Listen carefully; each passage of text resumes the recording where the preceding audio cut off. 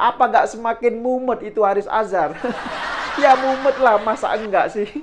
Nah, kalau sudah begini, terus pertanyaan saya, bagaimana kemudian nasib Rocky Gerung sekarang? Siapa yang mau jadi kuasa hukumnya?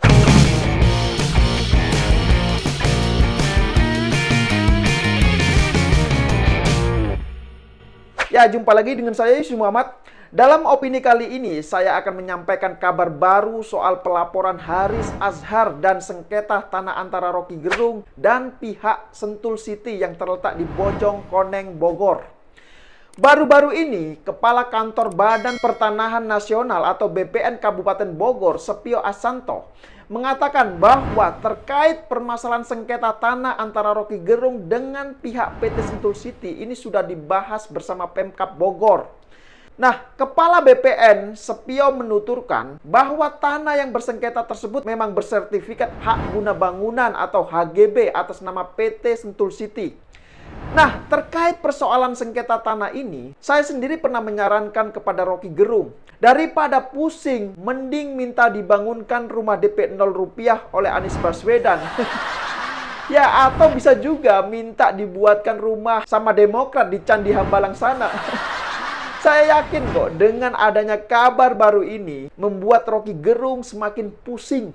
Lah bagaimana tidak pusing ya? Kuasa hukumnya yang bernama Haris Azhar ini kemarin baru saja dilaporkan ke polisi oleh Menteri Koordinator Kemaritiman dan Investasi, yaitu Bapak Luhut Binsar Panjaitan atau LBP. Nah, selain HA, koordinator kontras bernama Fatia Maulidianti juga turut dilaporkan oleh LBP. Keduanya ini dilaporkan atas dugaan fitnah dan pencemaran nama baik karena telah menyebut LBP telah bermain tambang di Intan Jaya, Papua sana. Tidak hanya itu, LBP juga melakukan gugatan perdata hingga sebesar 100 miliar rupiah. Coba bayangkan, 100 miliar rupiah. Apa gak semakin mumet itu Haris Azhar? Ya mumet lah, masa enggak sih? Nah, kalau sudah begini, terus pertanyaan saya, bagaimana kemudian nasib Rocky Gerung sekarang? Siapa yang mau jadi kuasa hukumnya? Ya tapi kabarnya sih, sudah ada banyak sekali gengnya yang mendukung. Ada Amin Rais, kemudian ada Sohibul Iman, ada juga Gatot Nurmantio, kemudian ada juga Fadlizon, dan yang terakhir ada juga Leusung Karisma. Semuanya kita tahu adalah grup barisan sakit hati kalah saat Pilpres. Nah, balik lagi ke persoalan Haris Azhar. Jika melihat kondisi seperti ini, jangankan Haris Azhar mau membela Rocky Gerung, lawong dia mau membela diri sendiri pun ini sudah bingung.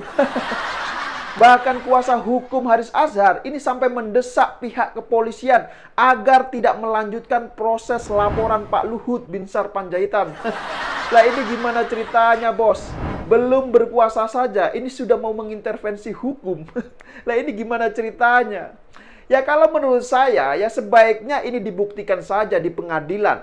Justru ini bisa dijadikan sebagai panggung yang sangat tepat kalau menurut saya. Sangat tepat untuk apa? Ya untuk membuktikan apakah benar LBP bermain bisnis tambang di Intan Jaya, Papua sana seperti yang dikatakan oleh HA dan FM.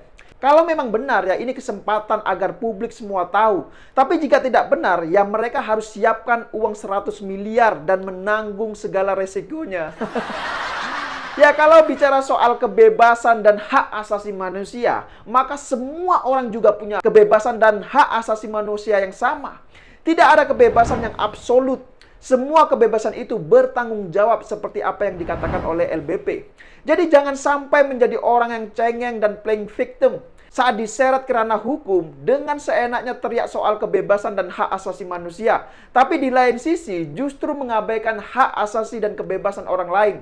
Apalagi dalam kasus ini ya, sebelumnya pihak LBP juga sudah melayangkan somasi sebanyak 2 kali, namun tidak ada etikat baik. Jadi yang menurut saya sudah pas dan sudah sangat tepat jika kasus ini kemudian dibawa ke jalur hukum.